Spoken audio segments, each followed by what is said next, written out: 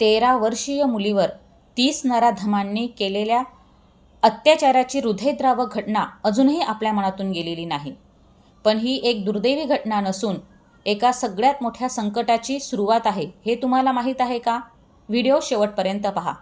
BBC पत्रकार दिव्या आर्या आणि त्यांच्या टीमने एका अत्यंत धक्कादायक तपासातून हे उघड केले आहे की सोशल मीडिया प्लॅटफॉर्म्स, विशेषतः इंस्टाग्रामवर लहान मुलांच्या लैंगिक शोषणाचे व्हिडिओ जाहिरात म्हणून चालवत आहेत. हो, तुम्ही जे ऐकलं ते सत्य आहे. या प्रक्रियेत काय घडतंय? काही गुन्हेगार इंस्टाग्रामवर अश्लील जाहिराती चालवतात, जे वापरकर्त्यांना थेट टेलिग्राम चॅनलवर घेऊन जातात.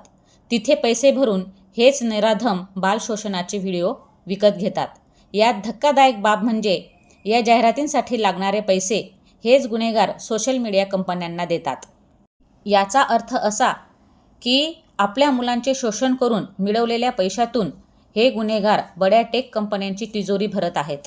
आम्ही सुरक्षेसाठी काम करतो असा दावा करणाऱ्या या कंपन्यांच्या अल्गोरिदममध्ये हे किळसवाणे कंटेंट कसे काय शिरते, असे प्रश्न सरकारी पातळीवरही विचारले जात आहेत.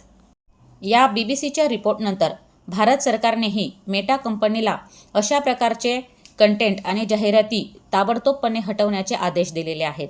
परंतु प्रश्न असा आहे की आपण अजून किती काळ गप्प बसणार आहोत? आज आपण आपल्या मुलांना फोन देतोय. आज अगदी 10 ते 12 वर्षांची मुलं देखील इंस्टाग्रामवर सक्रिय आहेत. पण आपण कधी विचार केलाय का की ज्या डिजिटल जगात आपण आपल्या मुलांना मोकळं सोडलंय, त्या जगात आपण त्यांना सुरक्षित ठेवण्यासाठी सक्षम आहोत का? BBC पत्रकार दिव्या आर्या यांच्या रिपोर्टनुसार हे स्पष्ट झाले आहे की गुन्हेगारांनी आता आपल्या मुलांच्या फोनमध्ये देखील शिरकाव केलेला आहे. म्हणून मुलांना फोन देणे म्हणजे केवळ मनोरंजनाचे साधन देणे नाही, तर त्यांना या डिजिटल जगात सुरक्षा कशी जपायची हे शिकवणे देखील काळाची गरज आहे. पालकांनो, मुलांना फोन देणे सोपे आहे, परंतु त्या फोनद्वारे आपली मुलं कोणाच्या संपर्कात आहेत हे पाहणे आता आपलीच जबाबदारी आहे. 10 ते 12 वर्षाची मुलं जेव्हा सोशल मीडिया वापरतात, तेव्हा त्यांना डिजिटल साक्षरता शिकवणे गरजेचे आहे. त्यांना सांगा की अनोळखी लिंक्सवर क्लिक करू नका आणि कोणाशीही संशयास्पद चॅटिंग करू नका. लक्षात ठेवा, मुलांशी डिजिटल मैत्री करा, जेणेकरून त्यांना काहीही चुकीचे वाटल्यास ते तुमच्याशी बोलतील. आणि काहीही संशयास्पद आढळल्यास शांत बसू नका. तातडीने 1930 या नॅशनल सायबर हेल्पलाईनवर तक्रार करा.